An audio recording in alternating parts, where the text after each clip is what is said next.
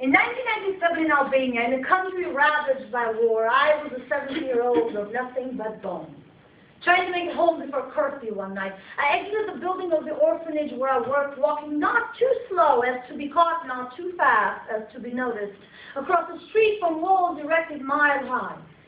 And I sighed, knowing well that behind those walls there was then an untouchable dream of the American embassy. It is then that I hear a voice calling out to me, not knowing my name, but saying it perfectly, "Yo, girl, are you from Ohio?" I stop and I turn. I see a tower holding its breath, suspended over barbed wire, loaded with sacks of sand, and behind it, a faceless voice, calling out to me through the barrel of a gun, "Yo, girl, are you from Ohio?" I'm not. But I'm wearing a jacket, you see, purple and green, that states Ohio State in the back.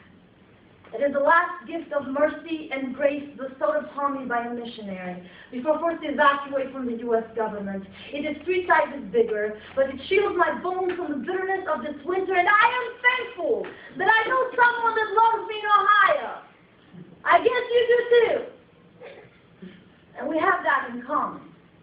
That is, of course, besides being human, so I'll stand here a while. Smile and wave in purple and green, and I pray it takes you back to a luscious valley of green fields in Amish country where people love for a living. I pray it takes you back to Sunday afternoons gone fishing with your dad in perfect, eloquent silences just like this moment. I pray it takes you back to high school football games, going with your sweetheart, holding hands inside the pocket of the same purple-green jacket. I pray it takes you back to the time and the place where you were loved, wanted, and seen before you became a faceless voice behind the barrel of a gun. Because toy soldier trapped like Rapunzel in a tower with no stairs. They took away your will to come down and shaved your hair so I can't climb up there to hold you, to soak the loneliness and the desperation of your tears, and let them etch on my bones stories of good intentions gone wrong. So I'll just stand here a while, smile and wave, and I pray I look like home. And every day for the next year, as I turned the corner of that street, I smiled and I waved, though no one ever spoke or waved back again. But in 2005, I visited Ohio for the first time.